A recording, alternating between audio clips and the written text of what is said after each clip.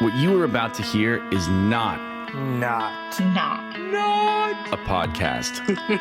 This is a global conversation recorded live in real time with real people. Journalists, business leaders, academics, politicians. I think the terms deep state, oh dear. investors, Experts, diplomats. citizens.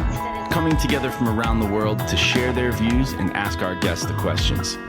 If you would like to join this conversation or hear our incredible library of past conversations, please visit our website, pm101.club, and join the fastest growing conscious community on the free internet.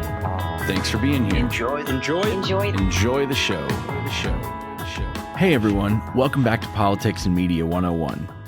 I'm Jeff Browning, and if you listened to our first few episodes, then you know that over the last few months, my friend Justin Higgins and I and our friends have convened hundreds of conversations, sometimes more than once per day, with up to 30,000 live listeners and participants, where we all hear live and direct from people in the news, in their own voices, in their own words, in long form, and where anyone who wants to can join to ask them a question, share their thoughts, or just listen.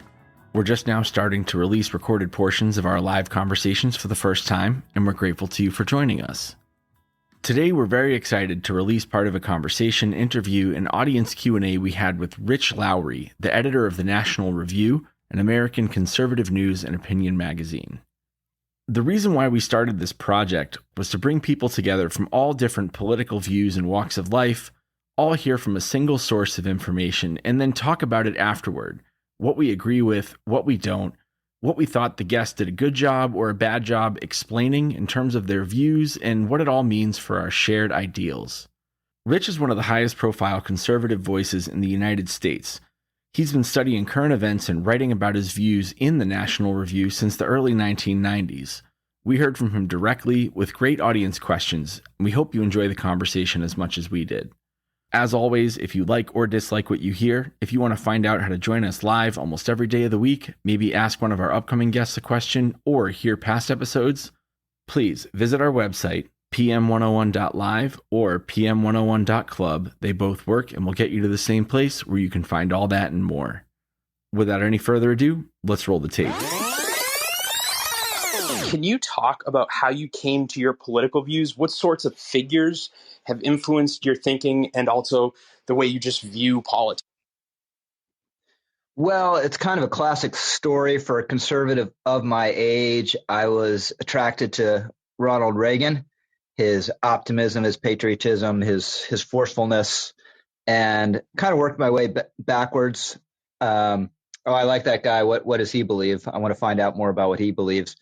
And around the same time, I discovered Bill Buckley, the founder of our magazine, National Review, via his TV program, Firing Line, which ran on PBS for several decades. Very captivating figure, very idiosyncratic, brilliant, no one like him.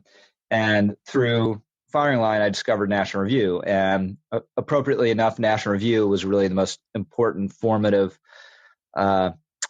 factor in my political beliefs. I got kind of an education reading National Review in high school. And I basically, since high school, I wanted to work for National Review, and I've been blessed to be able to do it. Yes, it's very influential. And you mentioned it. You joined the National Review after finishing second in its Young Writers Contest. Little fun fact for everyone. But how do you see young people influencing the conservative movement today? Do they have any different style in how they approach the practice of politics, or different values maybe than the Reagan conservatives and you did when you were a young lad just starting out at the National? Yeah, well, obviously the right is divided more than it has been in a long time, although a lot of these divisions within conservatism or on the right are kind of long-standing and have popped up in various forms over time. But populism is on the rise, obviously. I think there are more young people interested in it than there were obviously prior to Trump. And I think there is a greater combativeness, which is in the abstract is a good thing. It depends on on how it's actually realized in the real world. But I think there is a sense that we're in a fight, existential struggle for the future of the country, and arrayed against us are basically every elite institution, and a lot of people have no respect for free speech or free inquiry, and that creates a sense of urgency, which is not a bad thing at all. But again, it depends on the expression of it. And I think there's some expressions of it among young people and on the right in general that are noxious and counterproductive. And there's some that are useful and healthy. There's been a lot of takeaways and analysis on how Trump influenced the conservative movement. But from your take, did you see that there were clues in the conservative movement that a candidacy like Trump could succeed, and that maybe he even embodied the conservative movement prior to his kind of taking reins of the... So that's a very interesting journey you had. More interesting than mine. Mine's been very, very boring compared to that. He certainly embodied clearly a tendency on the right, and this is kind of the George Wallace, although Trump's obviously not a segregationist, George Wallace, Ross Perot, Pat Buchanan style populism that is highly anti-elitist, very skeptical of experts, skeptical of many foreign involvements, whether it's military operations or foreign aid or trade. And this has been a tendency within conservatism on the right for literally 100 years. It's generally been subordinate to a more traditional conservatism. What Trump did is take this tendency, own it, express it in a really pungent way, given his unique communications ability, wed it to celebrity, which he had, and native political talent, which he has, in an environment when most Republican voters, or at least a lot of Republican voters, were disgusted with the leaders on their own side and just believed that everything that had been tried before had failed. Mitt Romney, and especially kind of the Mr. Nice Guy approach, had failed. So what they needed was just a ferocious fighter. It didn't matter how crude he was, didn't matter how ignorant he was of certain things, but he was just going to be a cruise missile or a blunderbuss aimed at the other side. And that was enough to get Trump about 40% of the Republican primary electorate. And that was enough to win against a fractured and flawed field. And then after that, kind of the natural partisan tendencies took over, and he got 90% of Republicans or more, whatever it was, in 2016, and now he's really bonded people to himself in a way that almost seems unbreakable at the moment. Maybe it'll erode over time, but he's still an enormously important and influential figure, much more so than I think anyone would have expected, even him, after he lost in 2020. Yeah, I kind of want to hone in on that a little bit. With Trump's rise, and you say he's bonded himself to the party, I think everybody can see that. But with Trump's rise came along the rise of new leaders in conservative thought. I'm thinking Rod Dreher and Sohrab Ahmari, who embrace state power, to put it kind of bluntly. National Review comes from a legacy of advocating limited government. Where do you see the battle lines within the right today? You've mentioned that the right is fractured.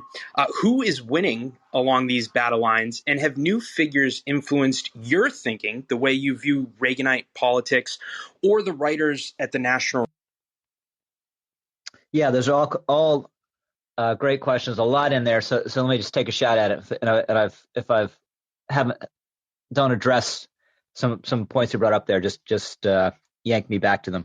So National Review, although we're huge Reagan people and admirers of Reagan, one of the ironies of this era for us is that we were saying for a long time, Reagan was great, but we can't just be wedded to Reaganite policies, because they are policies that were formed in the late 70s, early 80s in reaction to very specific problems in the country that don't exist today. Bracket creep in taxes that were constantly reaching down further into the middle class, gas lines, and an energy crisis, inflation, and stagflation, that might be back, but it was a huge problem in the 70s, and the Cold War. You can kind of go down the list.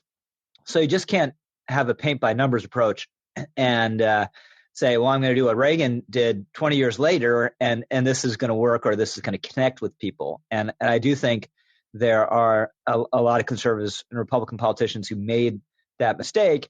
And in that sense, it was a benefit to Trump that he was outside of conservatism. He hadn't been marinated in these various cliches and outdated policies. He was something completely new, which ended up being just right for the moment in 2016. That said, you got to think through what your new stuff is, and in important respects, he failed at that.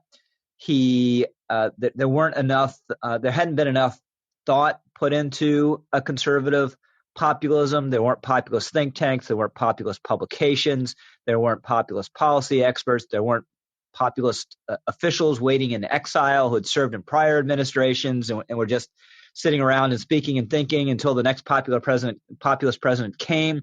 So you had this irony that not all, but a large part of the Trump administration's policy agenda, certainly domestic policy, was just off-the-shelf conservative thinking, because that's what was available. That's what Mitch McConnell wanted to do. That was Paul Ryan wanted to do. That's where the off-the-shelf plans were. Now, it works sort of backwards. Trump wins first, and then you've had people thinking, well, okay, let's think this through now. Let's come up with an agenda. And that's where you've had, folks like my friend Sorab and others kind of breaking with what had been mainstream conservatism. And to answer another part of your question, yes, I've been rethinking things. Sometimes I rethink them and I'm like, you know what? My original thought was correct. Sometimes I rethink them like, you know what? Trump had a point, or his allies have a point. Trade with China would be the biggest example for me personally. I think Trump was right about China. I think the elite consensus in both parties and on left and right was too positive toward trade with China and too optimistic about what would happen as China got richer over the last 20 years. But the basic fault lines are about government power. Then a lot of it is about kind of just tone and about whether America is salvageable or not, whether it's on the edge of total destruction or not. And I'm not a libertarian. I've never been a libertarian. I'm open to government policies that serve the exercises of government power, whether it's spending or other authorities that serve the public good. It's just I'm skeptical that a lot of government solutions will work the way they're intended. And if you look at big tech, for instance, I think there are a lot of things to be worried about with big tech. But if we give federal regulators massive new powers over tech, those regulators are probably not going to be people who agree with us. And even if we hold the presidency and when we pass a law and sign a bill into law, exercising more government power over tech doesn't mean that Elizabeth Warren won't be elected next time around and use those powers to nefarious ends. So that's a long answer to what was a big question. But yeah, I've rethought some stuff. But bottom line, I'm still broadly where I have been, and I'm skeptical, not opposed, as a matter of strict principle to every exercise of government power, but skeptical about extensions and aggrandizement of the government. Yeah, so I'm going to do two quick follow-ups based on two, well, one you could argue libertarian guest and one conservative guest we had on. You had mentioned government regulations in regard to big tech. We had Ken Buck on our show last Tuesday. The podcast is out for everybody. It was a fantastic discussion, especially after Progressive Debbie Dingle. But he maybe kind of agrees a little bit with the sentiment that you brought into how we regulate maybe the algorithms and stuff like that.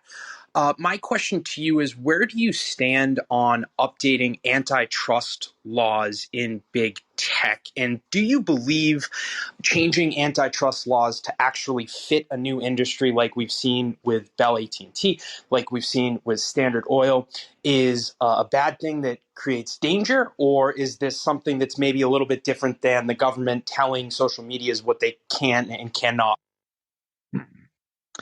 Yeah. So first of all, I love Ken Buck, and I might not agree with his regulatory approach, but I think it's a really thoughtful one and sincere one, and one worth debating. On speech, I just think it's really tricky to have the government putting its thumb on the scale or trying to write any rule, and basically the problem is, like the Facebook whistleblower who's been out there very prominently last couple of weeks. I mean, she wants Facebook to censor conservatives more. I mean, she wouldn't put it that way, but her definition of quote unquote hate is basically, bleeds over into what mainstream conservatives would believe. So I think it'd be really foolish of anyone on the right to help that effort. Antitrust, the end of the day, I don't think these companies are monopolies. They are, they're large and powerful. There's no doubt about it. But I think the consumer standard that has been the norm over the last several decades still makes sense. If there's a consumer harm, if you have a monopoly and there's a consumer harm, government should act. Otherwise, it shouldn't. And even though these companies are countries, some people think they're as powerful as countries, even though they are huge and very influential. And it seems like, wow, there's these behemoths that never go away. The way the churn of a capitalist economy works is, things that seem like unstoppable giants, give it 10 years and they're not anymore. Even if they're still big companies, they might not be cutting edge companies anymore, and people find new ways to innovate around them. Now, Ken Buck would argue that they're anti-competitive and they're stopping that kind of natural capitalist process from happening. I'm skeptical of that. Thank you for drawing that fine distinction. That's what he was arguing. I think you two are pretty similar actually on the other regulatory approaches to big tech, but it's just awesome to get the diversity of ideas we have here. So I wanted to get into a different aspect of using big government basically to regulate thought almost. There's obviously culture wars going on, and on the right we see a large amount of media and elected officials focusing on CRT and other culture wars as a defining political issue, motivating turnout, all these things. It's gotten to the point where certain GOP state legislatures are writing laws about what can and cannot be taught in school. What are your thoughts on that? Is today's conservatism, or if you don't want to call it that, is today's GOP primarily driven by the culture wars, but also the use of the government to determine the fate of these cultures? Yeah, so the culture war is more important than ever. I think it's eclipsed traditional fiscal issues. We see this in the debate over Joe Biden's reconciliation bill, $3.5 trillion. Now, every Republican opposes that and is going to vote against it, but it's not generating the kind of passion on the right that it would have if it had been proposed, in 2009 or something like that. So the culture war has eclipsed, anti-deficit, anti-debt, anti-spending sentiment. There's no doubt about it. I think critical race theory is a unifying issue on the right. Every single person opposes it. I think almost everyone on the right welcomes this incredible ferment at the local level, activism at school board meetings, people running for their school boards. I think all that is to the good and hugely important. What you get some dissension on is these state level laws that try to ban instruction or inculcation in certain critical race theory associated concepts. And I think if these laws are carefully drawn, they're fine. If you're saying that schools shouldn't be teaching that one race is superior to the other, or people should feel ashamed because of their race, that just strikes me as incredibly basic and fundamental, and not a problem. And also, I think there tends to be a critical category error in people who complain about these efforts. Well, how can we have government involved in the schools? Well, these are public schools, so the government writes the curriculum, and it's usually the state sets the standards, and then the localities write the the actual curricula, and then they're carried out school district from school district. And I think it's totally appropriate for states to make sure that what's being taught is kind of a consensus American history that's truthful, that doesn't hide our sins, but also doesn't run down unnecessarily our own country or perpetuate lies about our own country. And I just don't think the 1619 Project, for instance, the famous New York Times project, should be taught in the schools. It's at best, it is a fringe tendency or a contested theory about American history, and that's not what we should be teaching in public schools. It should be the sort of standard consensus history. And obviously, you go to college, maybe it's different, but not in K through 12. Thank you for that, Mr. Lowry. We are going to ask a couple more questions, and then we're going to go to the audience, and Kelly will be our first question, just so she can prepare herself. So I wanted to ask you another question. You had mentioned the evolution of the GOP from Ronald Reagan and his policy views to kind of what we're dealing with now. And you did mention that culture wars is the primary issue, especially with neither party really wanting to control the budget.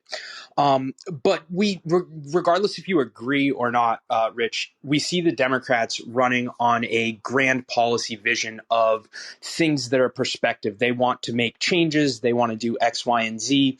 And I can tell you, working for a GOP congressman as a policy advisor, then the RNC, then seeing the Trump campaign in 2020 not run on a new policy platform, I could not tell you any type of grand policy ideas for this current conservative movement. And that is a stark difference from what we saw with Eisenhower in our interstate highways, what we saw with Nixon in the EPA, what we saw with Reagan and immigration and combating maybe the Soviet Union.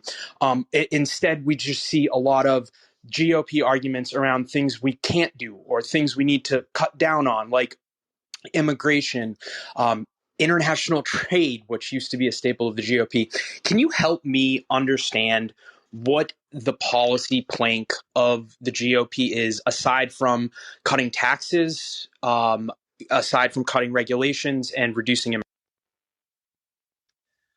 Well, I really can't. The party does not have a real agenda at the moment. It was very telling in 2020. The Republican Party didn't have a platform. It didn't even bother to have a policy platform. Donald Trump really didn't have a second-term agenda. They came up with something, some sort of document that was a lot of the same stuff from the first term that obviously hadn't been carefully thought through. And if Republicans take Congress next year, which I expect they will, they're certainly going to take the House. I don't know what Speaker Kevin McCarthy's first bill would be. I'm not sure he knows. So I can tell you more about what I think the policy agenda should be. I'd love that. And that works. Yeah. So first of all, I wouldn't dismiss immigration. It's a hugely important issue in our country. There is a positive agenda that's been thought through. That's different than what's been the conventional Republican thinking, certainly Democratic thinking on this. That would move to, Tom Cotton has a proposal along these lines. It would move to much more of an emphasis on skills in our legal immigration system, maybe reduce the number of legal immigrants, but have a so-called point system the way you do in Australia and Canada to emphasize people in foreign countries who have kind of skills and attributes that will make it easiest for them to thrive in a 21st century economy. It's just we're in a much different environment than we were in the turn of the 20th century, where you could show up, with no education and just a willingness to work from, Italy or some European country overwhelmingly then, and be plugged into a factory and be on your way to the middle class. It just doesn't work that way anymore, and we have to reflect that. I think the party should have a pro-family orientation and tax policy. The focus should be on what you do to support middle class families. That means a version of a child tax credit. I think the details matter, but I think there needs to be more thought given to what would be a pro-natalist policy, to do what you can. This is a hard nut to crack, but do what you can at the margins to encourage people to have more children. That's just a hugely important issue in terms of the vitality of the broader society and its future, and ultimately people's happiness. There a whole host of deregulatory measures that Trump pursued that can be brought ahead. And the courts are still hugely important, constitutionalist judges. And in foreign policy, I think China is the huge generational challenge we're dealing with here. And you kind of see a little bit of a consensus with Trump and Biden on this, where Trump was kind of the break with the old policy, and Biden is kind of in fits and starts trying to think through something new.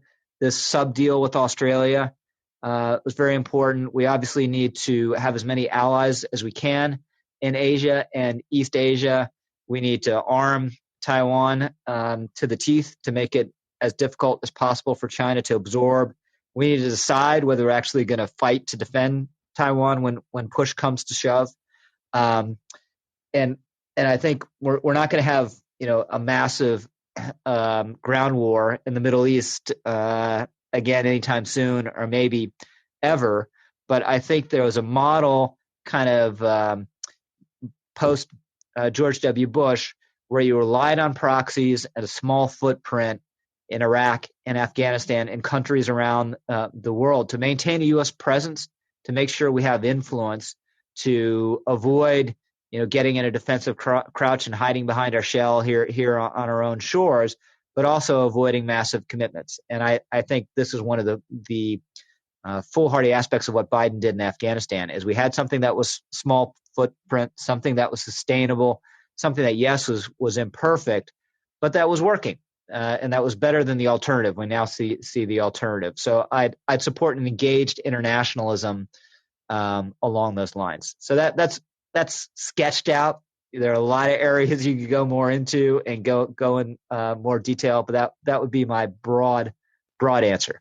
No, that was a very comprehensive answer. We appreciate that. For everybody looking for our podcast, we had Representative Peter Meyer on right when he returned from Kabul airport to discuss his concerns with the Biden administration and the withdrawal. But on that note, since you're giving us all the answers to the questions on the test, like what the Republican agenda should be, I have a really, really important question, Mr. Lowry. This is why we created this and what we're trying to do: bring Republicans and Democrats listening to the same source of news so that we can realize we're not all monsters just because we maybe don't agree.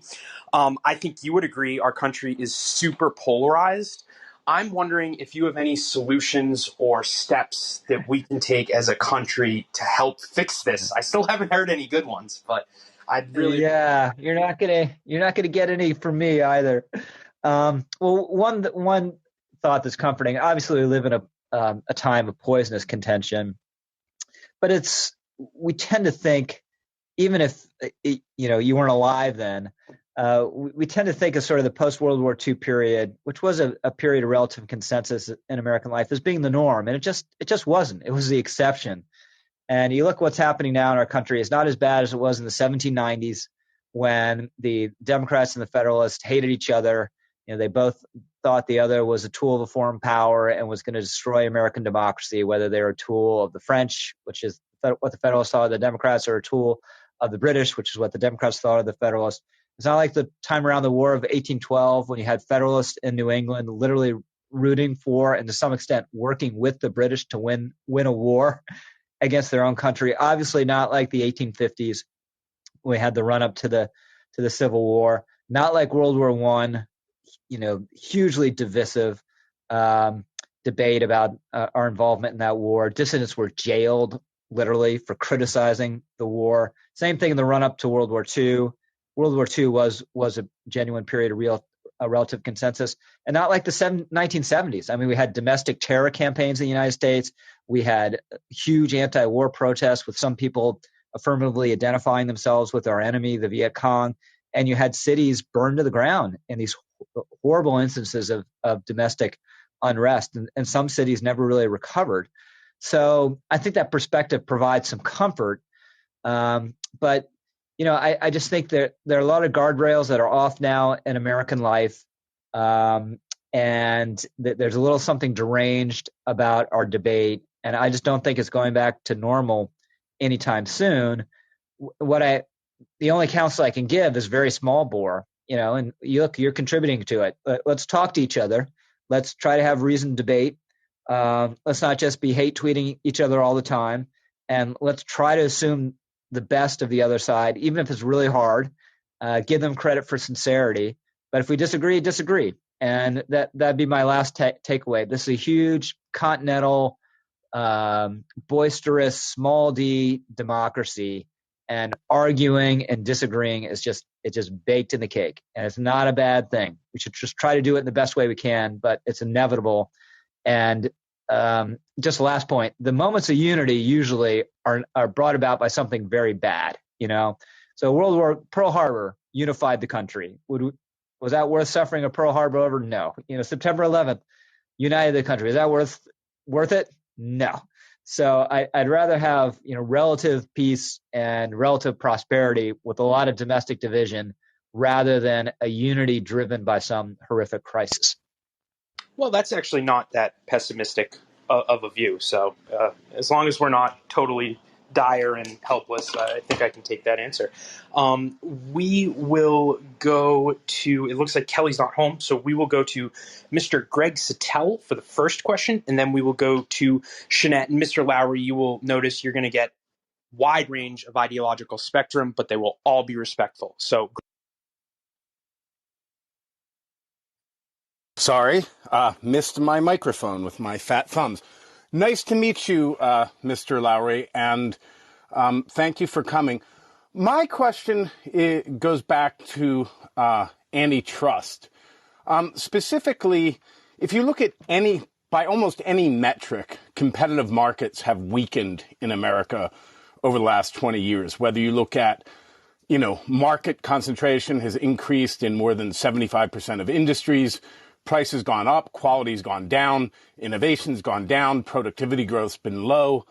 As you've made pretty clear over the years that you associate yourself with, the views of Robert Bork and the more Chicago school of antitrust, where it's more of a do no harm approach and less enforcement. What responsibility do you think the government does have to support free markets, competitive markets, and the basic good tenets of? Yeah, so those are all great points, and it's a great question. I think the role of government is to foster an environment and a system of rules and laws that caters, that fosters competition and productivity growth and the development of wealth. And at the end of the day, the most important of those is arguably productivity growth, because if you don't get productivity growth, You don't get any advance in your society economically. You don't get higher wages. And we do live in this kind of bizarre time where, we seem to have so many innovations, right? We hold these supercomputers by the standards of the 1970s in the palms of our hands, yet and people worry about automation taking jobs, and that has obviously happened to some extent. At the same time, productivity has been pretty low, and that should be, I think, a top concern in our political debate and among our policymakers, and I'm not sure it is. There's a guy with a Washington outfit, the name of which is now unfortunately escaping me, but his name is Rob Atkinson, and his shop has just really focuses on this and has done some might be ideologically uncomfortable for me because they do involve an element of national economic planning, but it's planning in the sense that we have this big goal, which is to grow productivity, and what can government do in all its aspects to help promote that goal. And even if I'm uncomfortable with all their solutions, I think that's a useful way to think about it. He, by the way, and I'm not an economist, I shouldn't exaggerate my economic acumen, but Rob Atkinson wrote a great little book with a brilliant guy named Michael Lind, who's kind of on the center right, very idiosyncratic and unpredictable. But they wrote a book actually arguing big business is good, and big businesses are more efficient.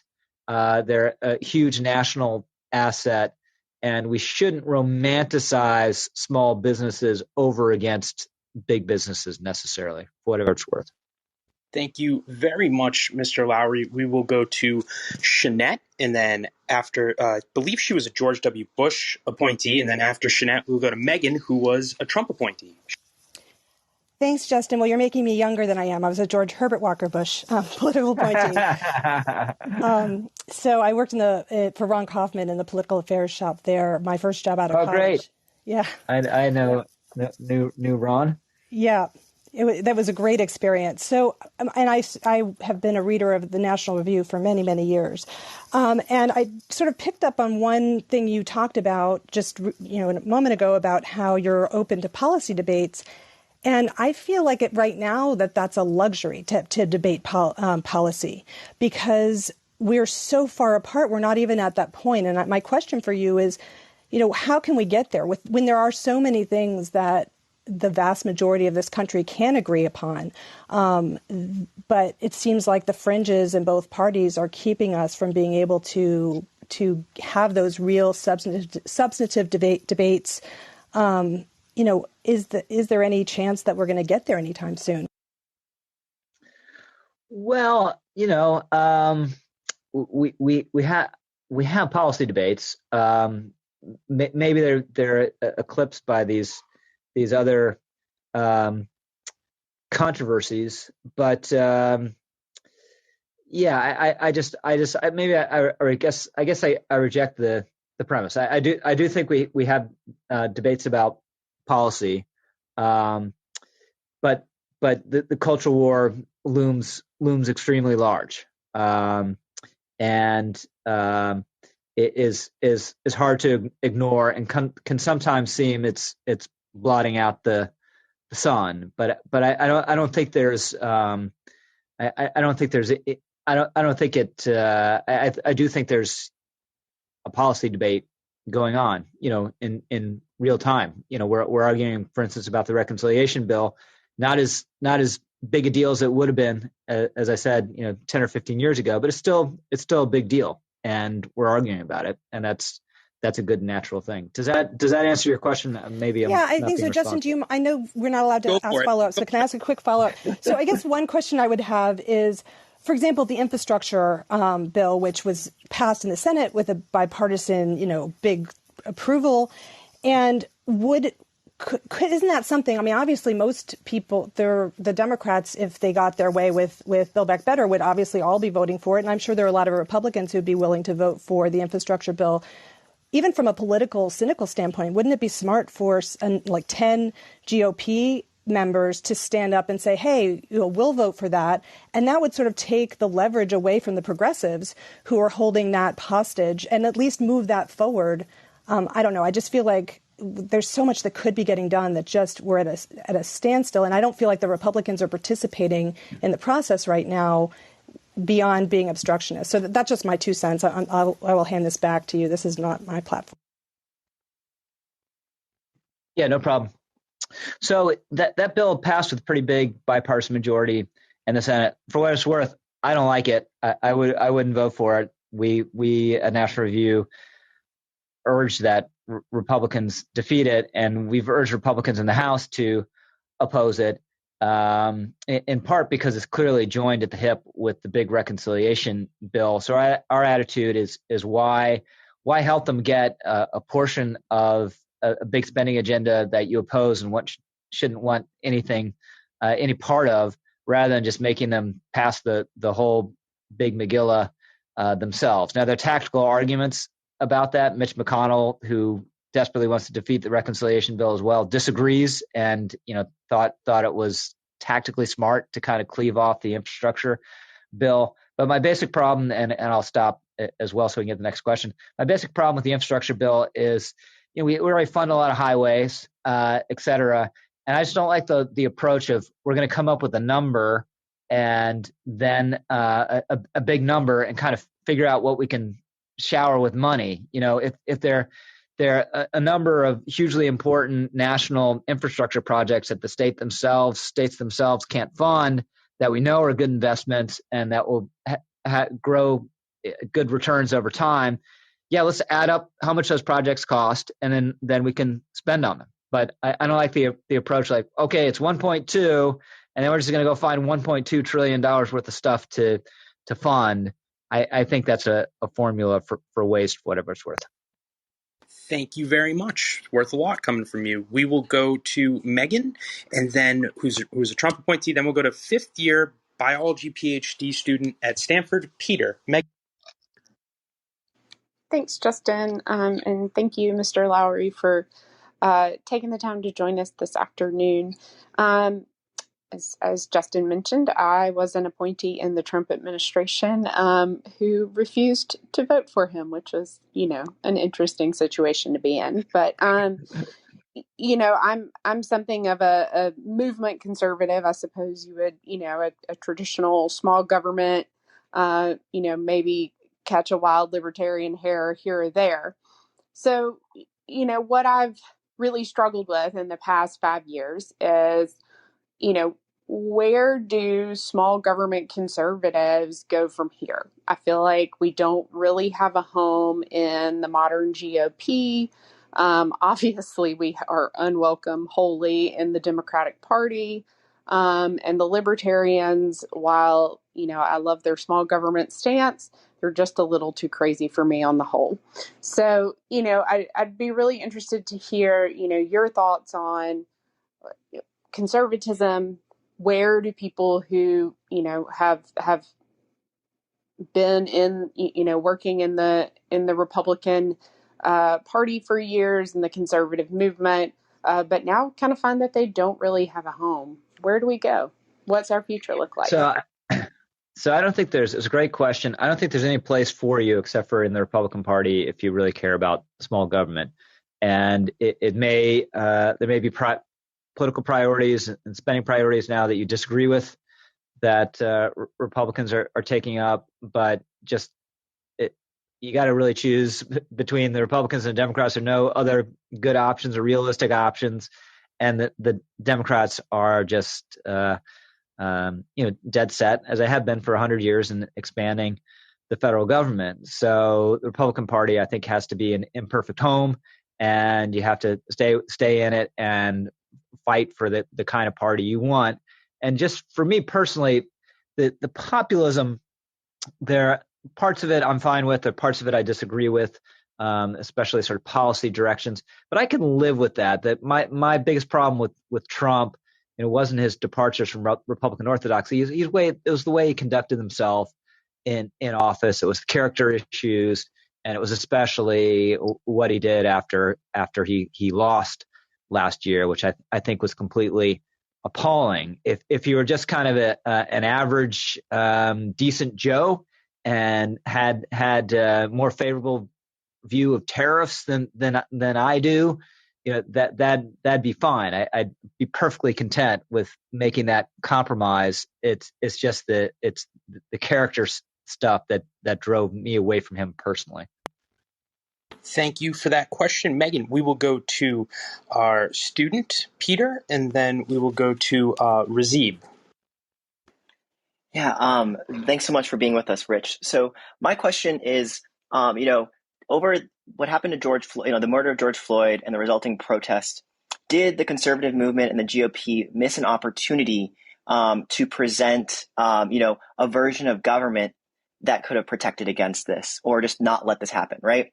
And I think Kevin Williamson has written about this, that the GOP has, it was a part of a civil rights movement. And so where I'm wondering is, where is there a vision for the GOP as it relates to the issues of race in America, especially when you see, like, for example, Philando Castile, he was expressing his Second Amendment rights. Breonna Taylor was sleeping in her home and she got deprived of her Fourth Amendment rights. And even if we just want to take CRT, the real theory, not like the Chris Rufo stuff, it's about government exercise of power. So isn't there like a conservative version that is pointing out that these are government excesses and limited government and constitutional liberties are the solution? And why aren't the conservative movement and the GOP behind that? Yeah, that's a great question. And certainly there is a strain of libertarians, or I would say most libertarians are highly suspicious of the exercise of police power the way they are every other form of government power. So what I've learned, over the last several years is something I knew, but maybe has been brought home now more starkly. The police will lie. They will protect their own the way any entity does, and you need to make sure you're carefully digging out the truth in any situation or controversial police-involved shooting. What I reject root and branch, though, is the idea that the police are systematically racist, and with very, very few exceptions, such that we know the names of the few people involved. They're not going out and hunting down people of color and gunning them down in cold blood. And I reject riots, root and branch, any form whatsoever. I don't care whether it's stop steal people breaking into the Capitol. I don't care whether it's Black Lives Matters, folks breaking windows and burning things in cities around the country. I'm in favor of order almost as a first principle. And one reason I am is because a breakdown in order is a huge problem for society. And it's not a huge problem necessarily for people like me. I'll find someplace to go live that's completely or mostly safe. It's most problematic for people who are poor and vulnerable and don't have any options. And unfortunately, over the last 2 years, we've seen this in every major city in America, where Black teenagers, male overwhelmingly, are subjected to these higher levels of violence and murder. And I find it galling that we'll remember the names of folks shot by cops, but no one seems to care. I'm exaggerating. But certainly in the national debate, a lot of people don't seem exercised about this horrific surge of bloodshed. And you'll see community groups, involved, but they're not on the broadcast news, or cable networks aren't promoting them. And I thought, Eric Adams, who won the Democratic nomination, mayoral nomination in New York, based on a tough law and order stance, he said something very poignant, or notable, memorable. He said he's gone to all sorts of community meetings, neighborhood meetings in poor communities, African American communities, and not once has he ever heard people say we need fewer cops. It's always we need more cops, because those are the folks, their lives are being blighted by the drug dealers, the routine disorder, and the gunplay. And that's why you need to support the police. Now the police should be held accountable for things that they do wrong or crimes that they commit. But I think the left has been consumed by an ideological fervor on this issue that is totally detached from reality, and it's had real effects on the ground. I mean, you can count it in hundreds and hundreds of lives lost, in my view. Thank you for that question, Peter. We are going to do just two more and then ask Rich for his final thoughts here. We're going to go to, it looks like our next questioner has, Razib, and then we'll go to Royfield to wind it up.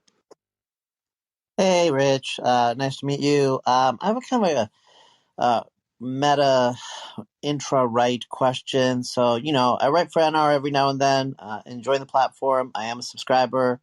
So, that's that.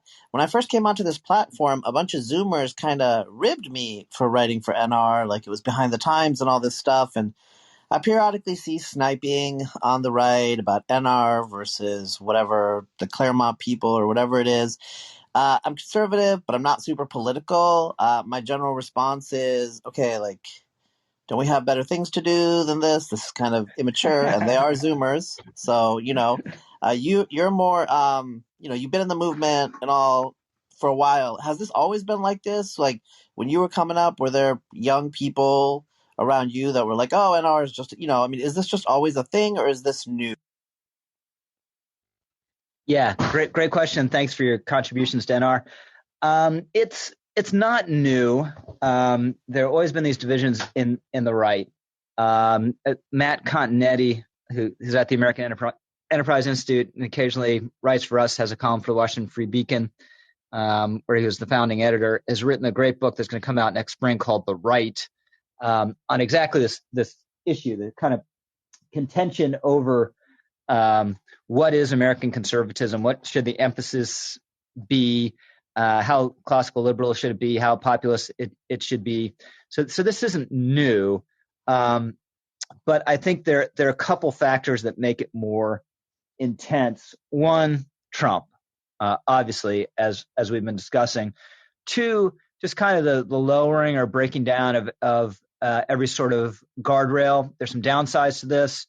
I also think it's, there's huge upsides to it. We have much more of a small d democratic environment where you don't need any credentialing institution to kind of become a thing and an important voice on social media or YouTube or elsewhere.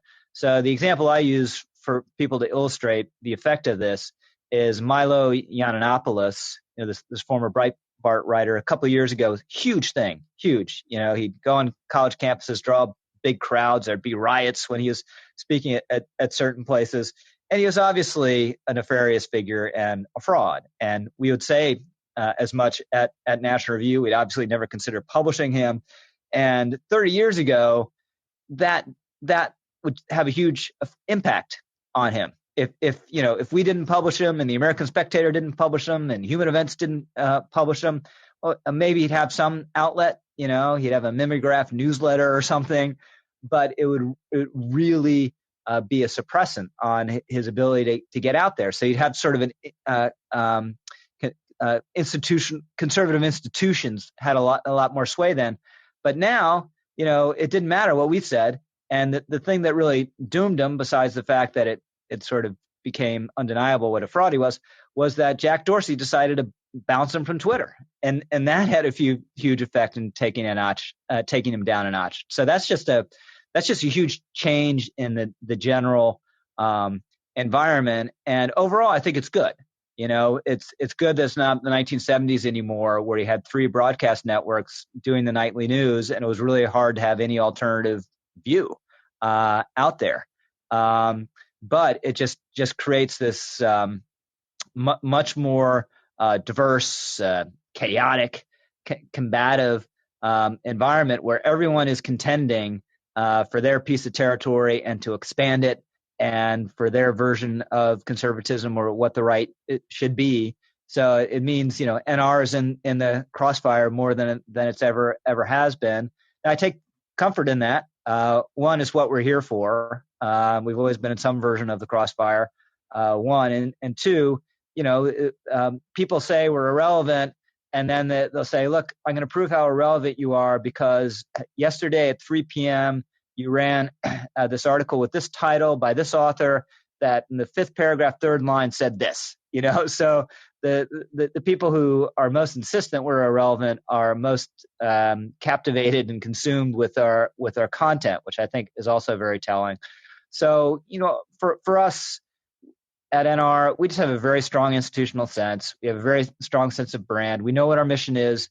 We know what our version of conservatism is. We're open to new ideas. We're open to rethinking, as we were discussing earlier. But basically, we think we represent a defense of an American order that is profoundly important and benevolent and right, and has created a good society, arguably the best society on Earth, and we're going to defend it, and we're going to defend it from all comers. And most of those comers for us are coming at it from the left, but there's some also coming at it from the right, and we're also going to push back against them. Thank you very much for that question and that answer. Our last question is going to be from a progressive voice named Royfield. I think he has a pretty interesting question here. Royfield. Hi, Justin. Hi, Rich. Hi there. You obviously took over the editorship of the National Review from its founder, William F. Buckley, who was the intellectual kind of guiding star of conservatism in America from the 1950s on. How much do you feel personally still in the shadow of such a heavyweight of the right? And do you believe that the National Review still can be, the founding document almost of the American right in the 21st century? Yeah. So first of all, Bill, I try not to think about that very much, because it would drive you crazy if you're constantly, oh, here's Bill Buckley's shoes and I'm in them. No one's going to fill Bill Buckley's shoes. I've never tried on Bill Buckley's shoes. I don't want to wear Bill Buckley's shoes. And a key element of human wisdom and happiness is realizing who you are and being that, rather than trying to be something else. And in terms of NR, again, as we've discussed a couple times during this call, it's up for grabs. What exactly the direction American conservatism is going to take. We live in this more contentious environment, not just in our politics generally, but on the right. But I think NR has a hugely important voice. We're going to defend our patronymy. We are going to defend our birthright. We're going to defend what we think is best and most important to preserve in this country. And it's not always going to be to the liking of people on our own side. There are a lot of our critics who think it's a great weakness that will actually speak the truth and say uncomfortable things, even when it discomforts our own side. I think it's actually a strength, and our readers who get us, they understand that's part of our role. But nothing is inevitable, nothing's set in stone. But we're going to fight for our version of conservatism within our own house, and then more broadly in the country as well. Thank you, Royfield. This was a wonderful discussion. Rich, I always ask all of our guests this.